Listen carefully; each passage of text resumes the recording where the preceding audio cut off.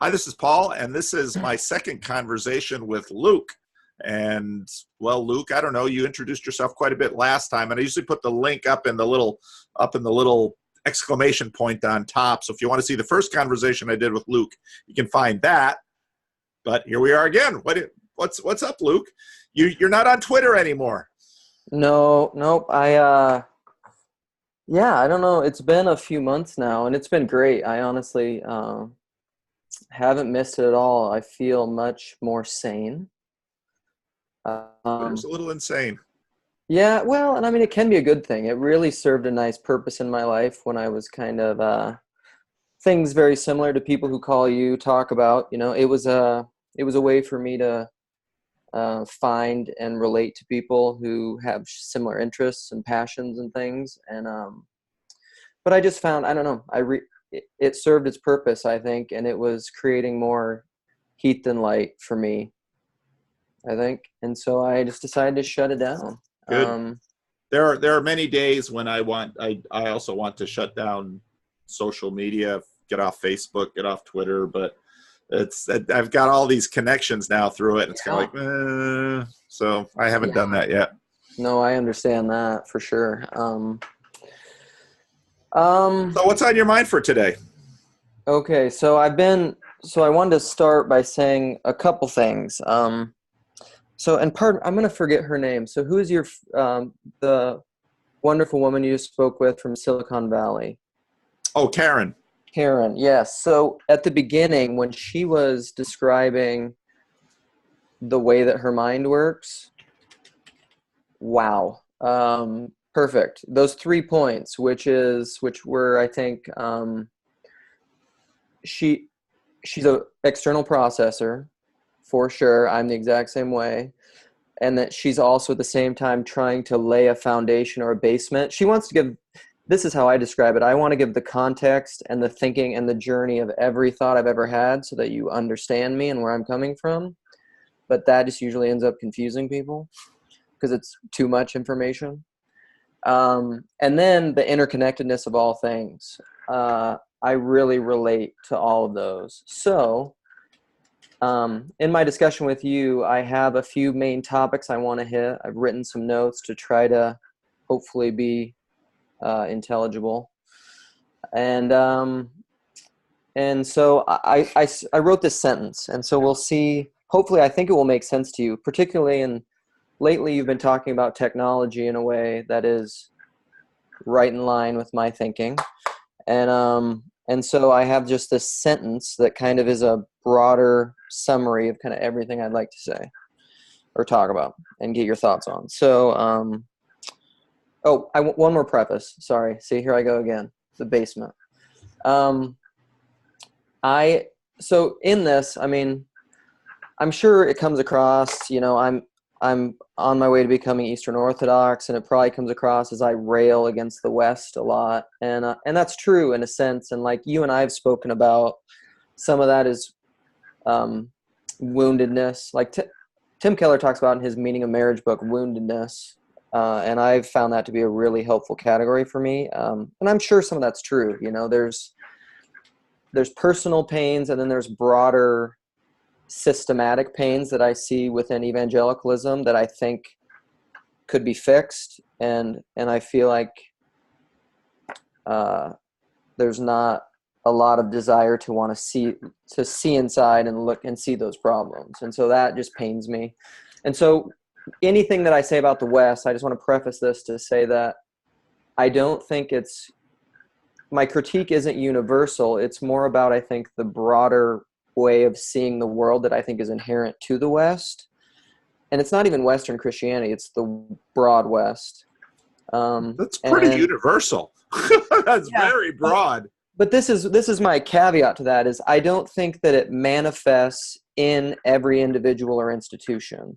Like, I think there are individuals and institutions who won't fall under my criticism, but I think that's because they're living contrary to their way of seeing in profession. They're enacting something different than their broader worldview.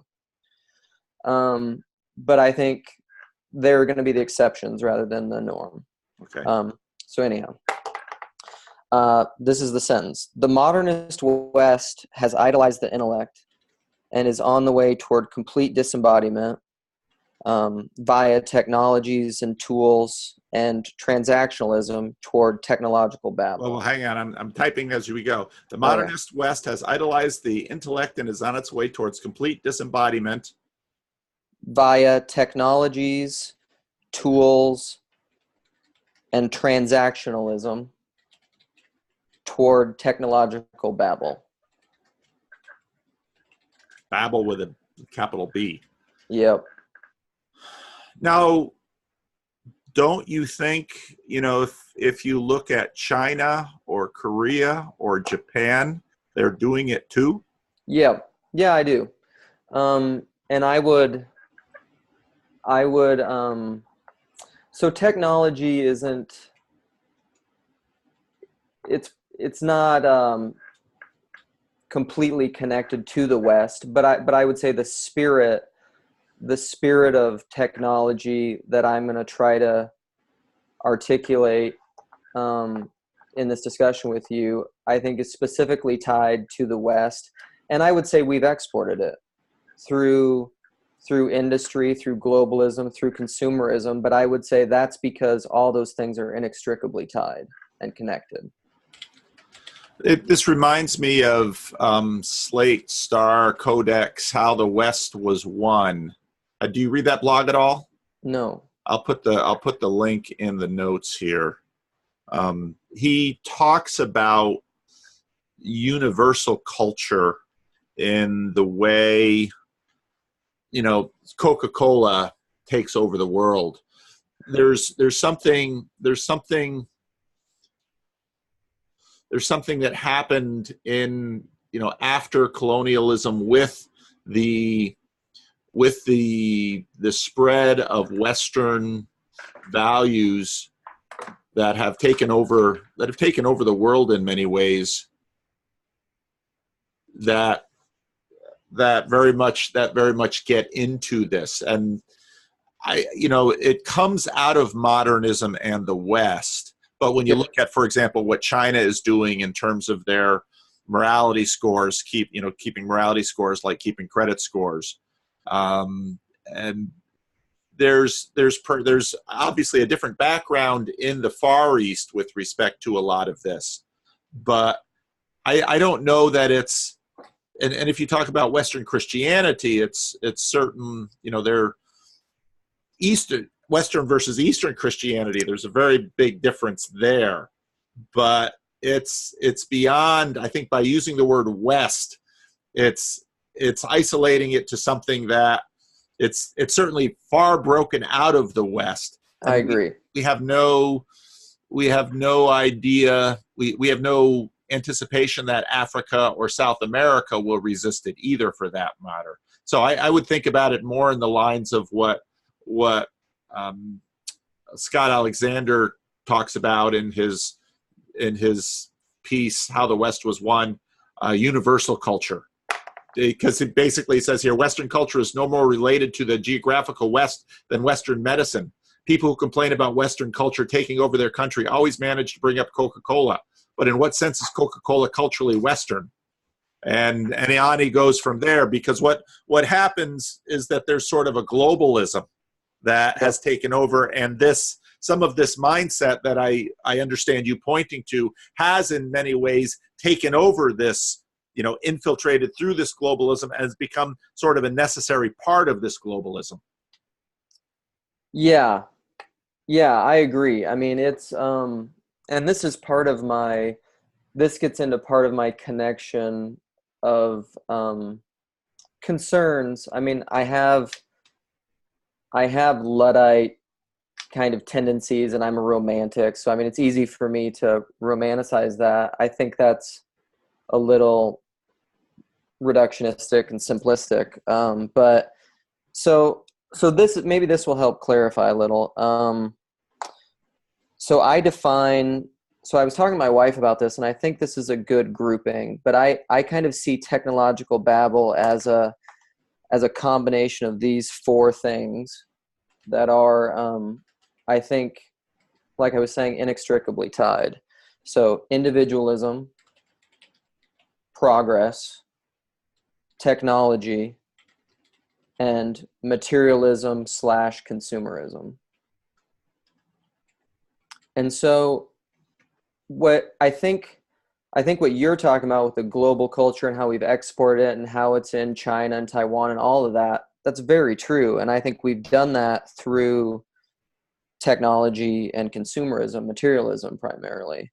But I would say, like, the broader worldview categories and ways of viewing the world, I think all of those things are connected. And I think where it's different is the East is not as individualistic yet. They're materialistic. I mean, the whole world is, kind of, because of Hollywood and the internet and globalism and all these things. But but my concern with it all is that it's bound up in the intellect. I mean, this kind of gets at, because I all came here through intellectual study and church things, and I think it's much bigger than just Christianity and church, even though, I mean, like Jordan Peterson says, I agree, the deepest categories are theological. And so even though you can see these things in the secular world and politics and stuff, those are just superficial manifestations as far as I'm concerned. These are really, it reminds me of almost, and I made a comment, I was critical of, you did a video, it's one of your non-discussion videos recently, where you were quoting, you played a little of, who's the apologist guy that you're buddies with and you follow? You start off the video with it, and he was talking about... Glen Scrivener. Yes. Okay. Yeah, and he was talking about being ruled by principalities, and we are not masters in our own house, you know. Which was right out of Peterson's. That was a big point in Peterson's why I dare not say I believe in God video. So that wasn't from Glenn, actually. That was from Jordan. Okay.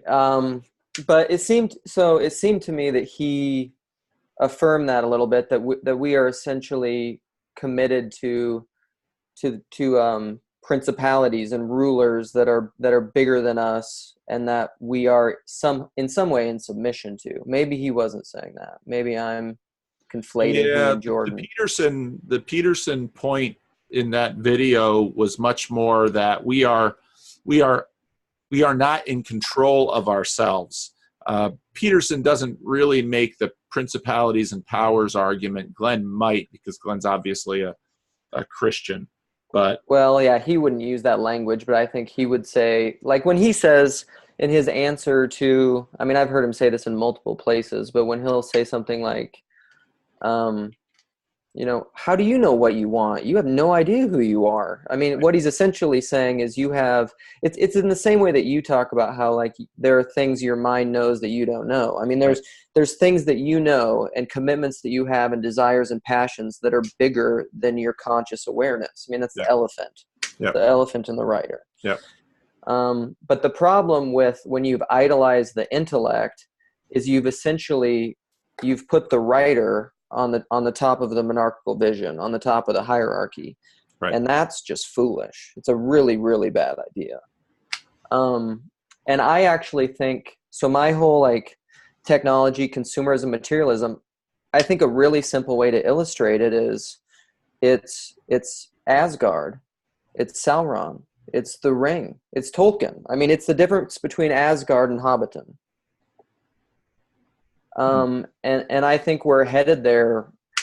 The church, I think the Western church, and I mean, you talk about this, it's like the mega churches and how we model things more based off of business than other things. Not all churches are doing it that way, but I think that spirit is deeply within us as Americans, and as Westerners. And this gets into, one of the big things that was my catalyst for all this is I was wanting to talk to you about grace and works, and the difference of, and I'm not as well versed in this, I just have intuitions about it, but, and I got this from Nathan Jacobs in listening. I don't know if you ever listened, I think I shared with you his podcast with Hank Hannegraff.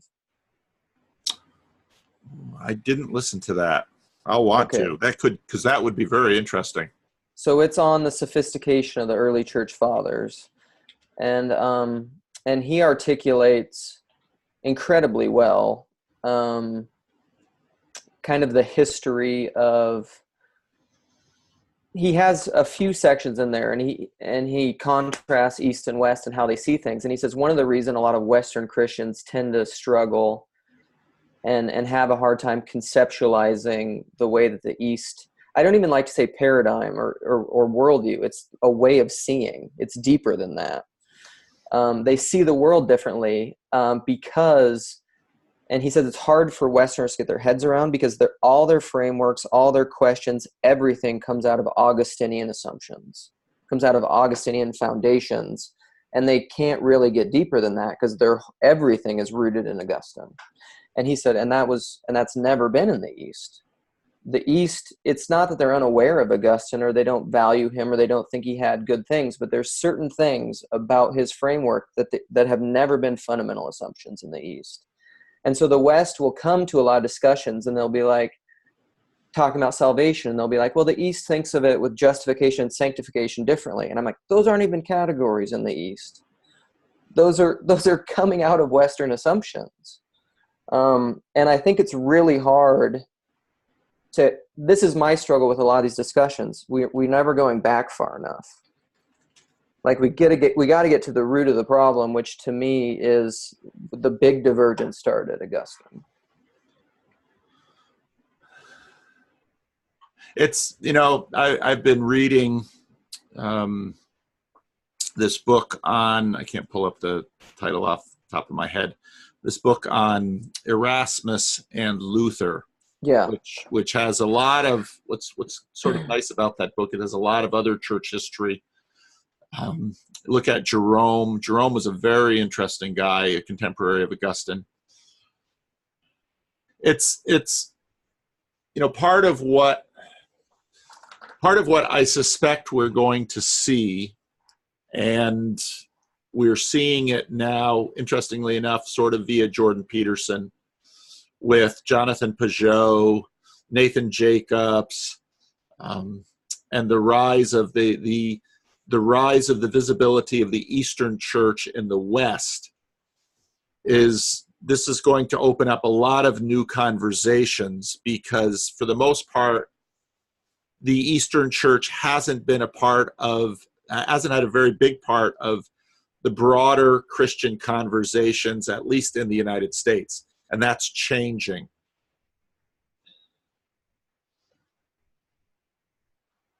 So it's going to be, it's hard to appreciate how cut off the East was from the West for how long, and what formative years. It's sort of like a divorce happened in a household and the kids went to live with dad and they never knew mom.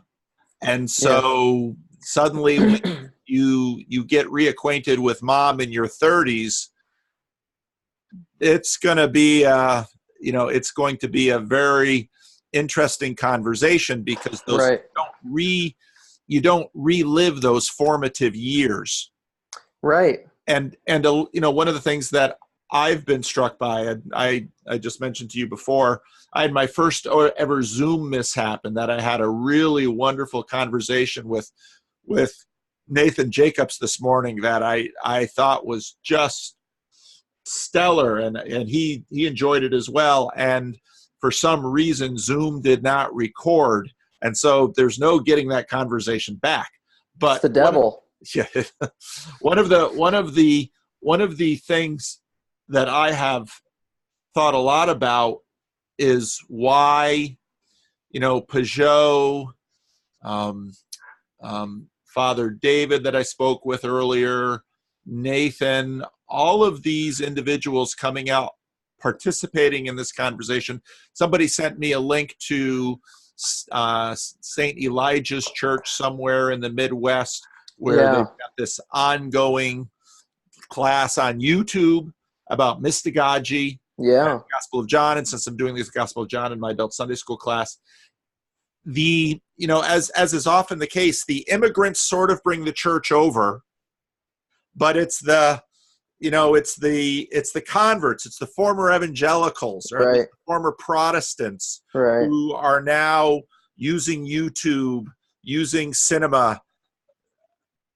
This is going to be a very interesting chapter in church history because, of course, the church that, boy, I don't know if Jonathan will listen to this, but I don't want to say anything out of school. The church that, when Jonathan Peugeot goes to the Eastern Church, he is having a different experience than those children of immigrants who brought the church over. Yeah. Oh, yeah. And so just like the churches that grew out of the immigrant churches in America this has happened in the Christian Reformed Church. I was not an immigrant.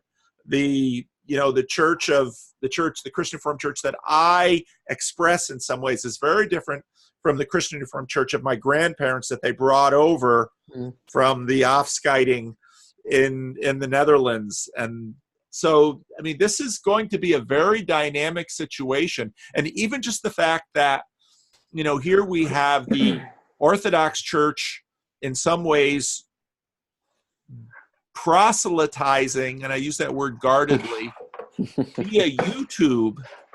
There's no disentangling from the technology. There really isn't. And so in some ways, if you don't want to be tainted by the technology, stay off YouTube and Twitter and Facebook. And so this is going to be very interesting to see how this stuff plays out in America. America's going to change the Orthodox for the better and for the worse, probably. So I have a couple of thoughts on that. Did you watch all of the Recovering the Nuns videos? Yes. Okay. Yes.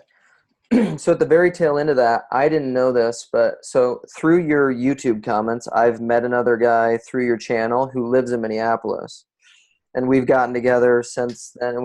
And he mentioned to me that toward the end of, I think it's probably the second video, there's a Q&A. Yes. And one of the priests that does a Q&A is from another of an OCA temple parish. My priest told me the right word is temple, actually. I spoke with him this week.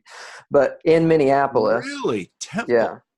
Well, he said like the confusion about the church is the body is something that he said there's other words in other languages. Yeah, yeah. And so he said that's just a confusion where there's only one word for it in English. That's a significant word, though. Yeah. In English. I mean, and that's just it. Once a church gets into another language, it starts to become a different church. These, fossils, man. Yeah. Fossils. And these words, Barfield. Yeah. So a different priest from Minneapolis was one of the questioners, and he was the one who, and I mean, I love people like this, but he was one of the ones who pushed back a little bit with Dr. Jacobs and said, my experience is that I've seen a lot of nuns and people who are apathetic to the faith from within Orthodoxy, from within my own church. My anecdotal experience is that I don't know that it's going to be significantly different. And so, which is a great question. And I think Dr. Jacobs' response was, I haven't looked at that yet, so I can't speak to it. I spoke with my, I'm just going to call him my priest yet, although we're not in the church, this week, whom I love, by the way. If there's anyone in Minneapolis, Father Andrew at St. Mary's is one of my favorite people. And I was posing, and I kind of asked him about this, because my intuition, and he agreed with it, was that the Orthodox in America will grow up and become nuns, and they'll become apathetic of the faith. But in my opinion, it's not because that's what they're being taught in church. It's because they're Westerners, and it's because they're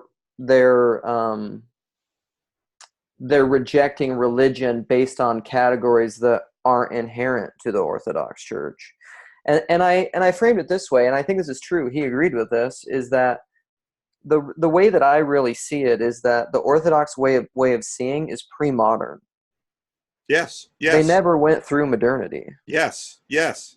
And so, and he even said this because they recently took a trip to Georgia, and he said, if you go out in like remote Georgia, in a place that's a little bit backwards and untouched by technology and Hollywood and consumerism and the modern world, and you go to an Orthodox temple and you attend a liturgy, he said it's a very different experience there. It's really like stepping in a time machine. And it's almost like we've talked, this is all John Vervaeke stuff too. It's like pre-axial age. Yeah. It's if you ask those people if they believe in God, it's like the whole belief doubt thing. Those aren't even categories for them. Right. I mean, they just don't even, and we can have a talk about whether or not that's good or bad, and you can't go backwards, and we have gone through modernity, and we are conscious, and there is doubt, and there's existential angst. What do we do with that? I agree with you, we can't go back. But my concern is that we really have to address some of these negative issues that I think come out of the West and Augustine and Descartes and dualism, that allow us to live in our disembodied abstractions. Because I think if we don't, there won't be a way forward. There'll be Babel.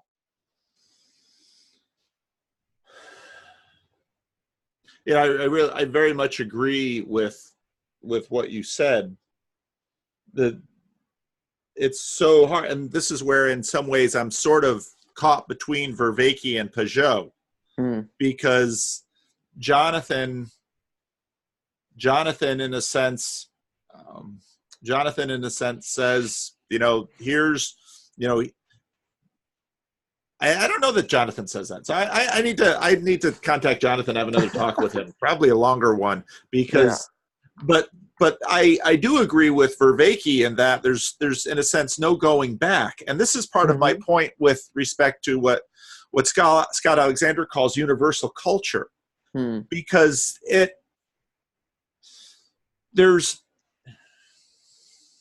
part of what, oh boy, this gets so complicated. So the whole icon thing. Actually, Nathan and I talked a little bit about that today too, which again was a really good conversation. It's been very enlightening for me. There's so much to this. This is so hard because, again, you don't unlearn what has been built into you, and so then the way forward. One RCA pastor made the comment, before any RCA pastor gets ordained, he should have to renounce Hegel and all his ways. But Hegel at the same time has a point. Yeah. That we take all of this stuff. You're not going to reconstitute orthodoxy as it was, and there's no. And I think most Orthodox would agree that that's wrong. Part of the difficulty, part of the questions I have, and I haven't really looked into this, is why the East was lost. Okay? And that is something that hangs over my head in these conversations, in that the Orthodox Church, and I don't know that period of history anywhere near well enough, but Orthodoxy found a way to incorporate and synthesize the Greeks, and found a very potent way of looking at the world, and managed to convert Greece, Russia. They converted a lot of the East. They also lost the East, and in all fairness, the West lost North Africa too, to Islam. And so at some point, and although they also managed to survive communism and Islam. So we've only begun having this conversation. And so when I watch, for example, I forget the man's name, the pastor in the Mystagogy videos, and I listen to him, right away I knew he was raised Protestant. I could tell it just by his turns of phrase. Maybe I should get him on the line one of these days. And a lot of American priests are. Yes. We're Protestant. Well, and what has interested me is that Father David was for a while in the South Bend CRC. Yeah. David Jacobs or Nathan Jacobs got his PhD at Calvin Seminary, and he and I talked about that. He had a terrific experience at Calvin Seminary. And so, that was part of what was fun reaching out to him, because he at least has some awareness of the soup that I come out of, at least part of that.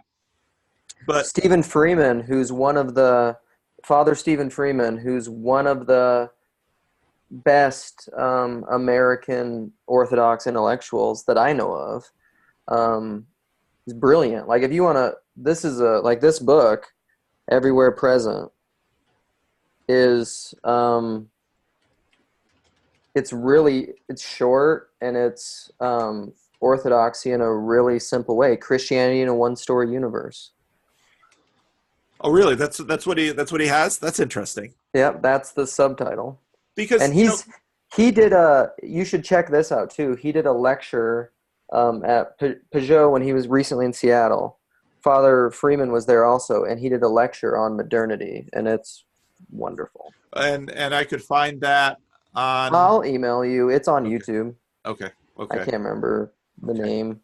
Because, part of what I'm wrestling with, just in terms of my own putting the world together, is in fact the relationship between heaven and earth. And I can see in Jonathan's work a unity of heaven and earth this isn't pre-axial.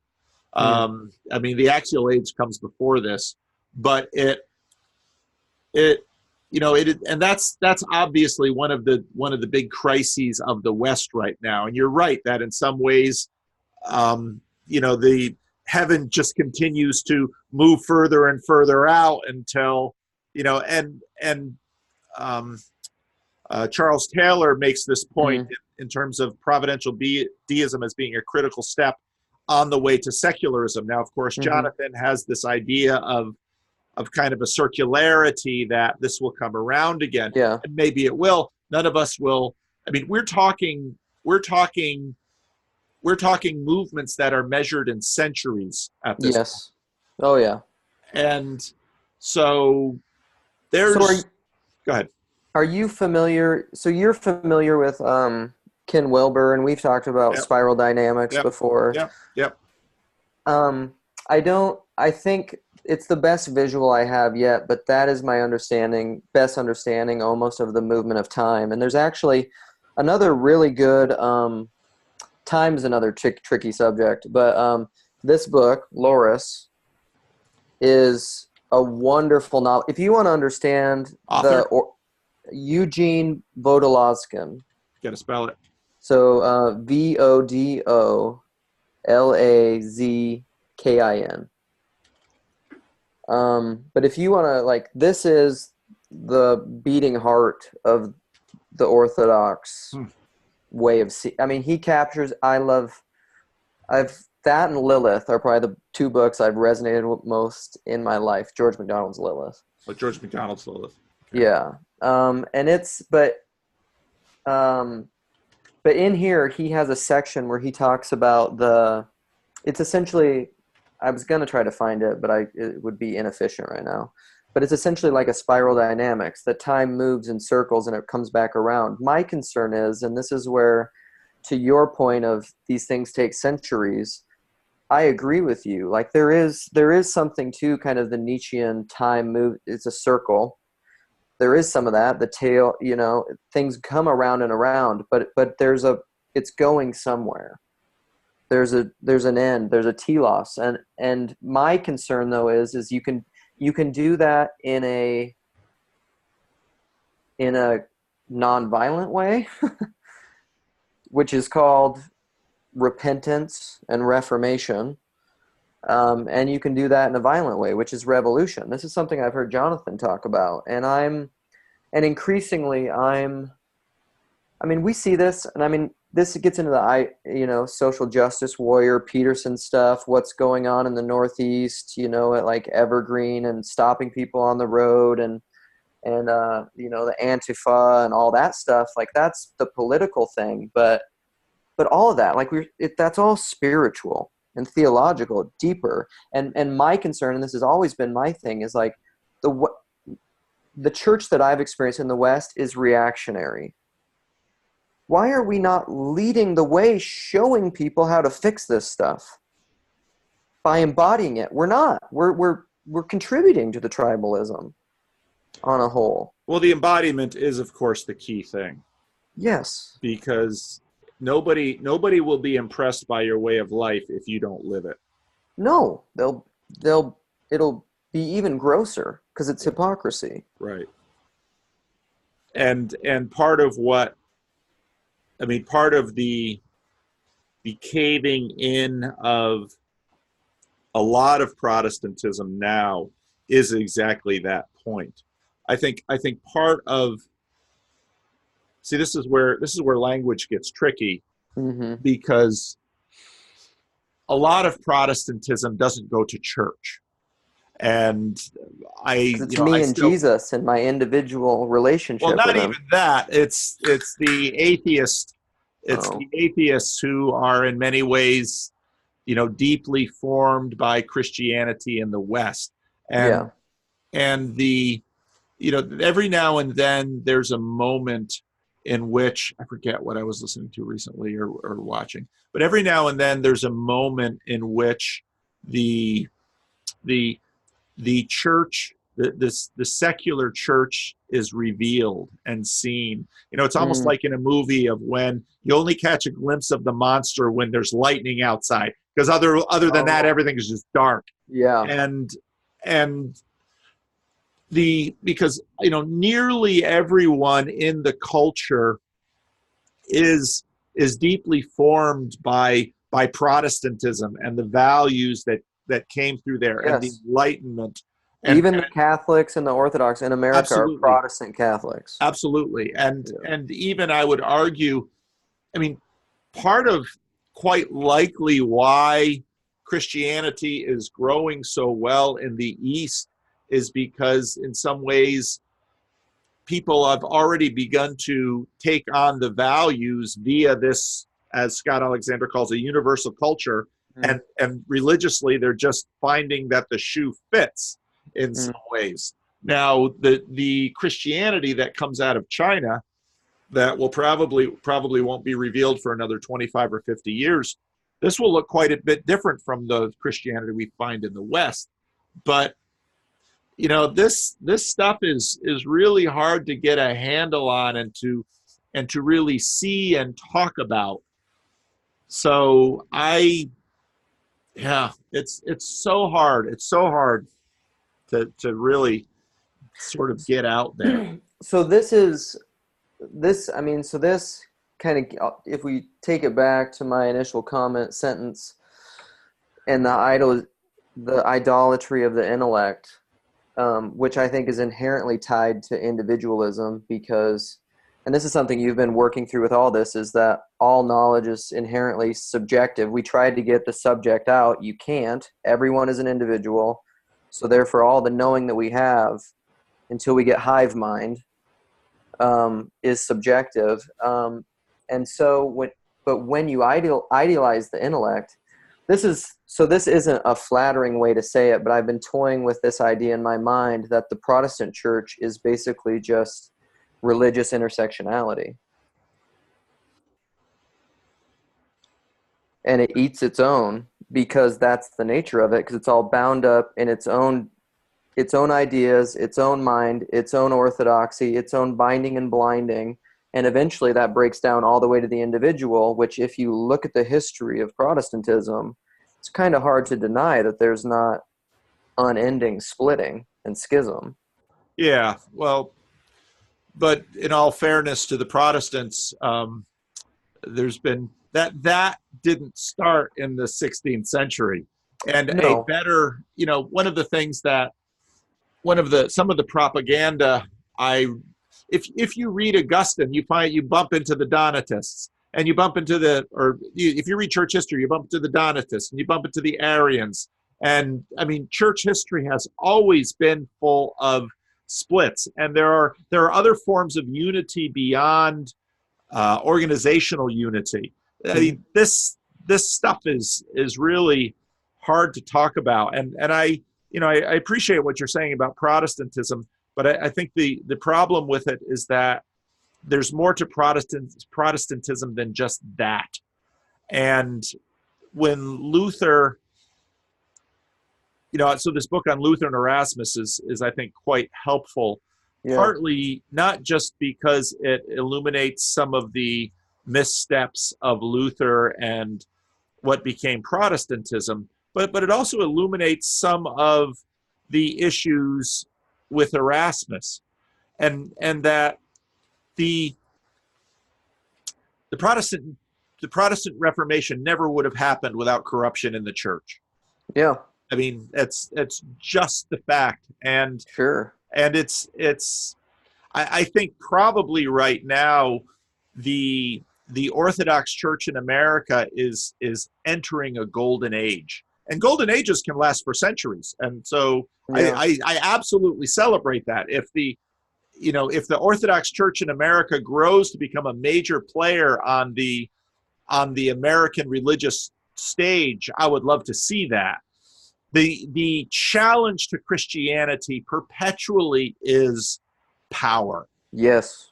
And we saw that in the West with the Roman Catholics. You see that in evangelicalism. I just finished reading Frankie Schaeffer's Crazy for God book, which was just so much fun. I love that book. I love that book. Some people listening to me say that are just going to cringe because they see that as nothing but betrayal. But and that doesn't mean I agree with Frank Schaeffer on all of his characterizations of everyone. But there's the heart of that book is that in some ways, money and power corrupted, it's the power of corruption. Yeah. And there's no end to this. And so it's the way of the world versus the way of Christ. I mean, ultimately. It is. Boy, but now we're running out of time, and I want to take a little break in here, but you're coming back, right? Yep. Okay. Because that's an experiment I really look forward to. We'll see how it goes. And I'm thinking, I'm also thinking about, I just had another talk with Mary from the comments section. And some people said, maybe I need to start a sub channel. I'm trying to figure out, how, because I don't want to stand in the way. I want to facilitate conversations. I don't want to stand in the way of them, but I'm also not so naive to know that you can just stick people together and have fruitful conversation. Right. And I think so when you were mentioning that on the tail end of, I forget her name again. Cassidy? The Silicon Valley girl, but you were talking about it with Karen. Cassidy. Yeah. No matter how well, we think we're motivated, I agree with you. I don't think a lot of people will watch if you're not in it. And so I think that's true. And also I think conversations do need a facilitator because good communication is hard. Yeah. And bad, I don't know. And like I was interacting with someone on your channel in the comments, and I said, I don't want to talk anymore because like I get to the point if I think people assume bad faith or say something a little off, I'm just like, I'm done. I'm not going to talk to you, And I think I just don't have time for it, And so I think conversations can be hard and temperament dynamics, Yeah. But it's a great idea. It's fun. The potential is awesome. I have to figure this out. Anyway, Luke, this has been great. I'm going to stop now. And the irony is, if our 4-way conversation doesn't go well, we just teased everybody into frustration because that'll be the epic lost conversation. But I have high hopes. So. All right, we'll see you in a few minutes. Okay, sounds good. Okay.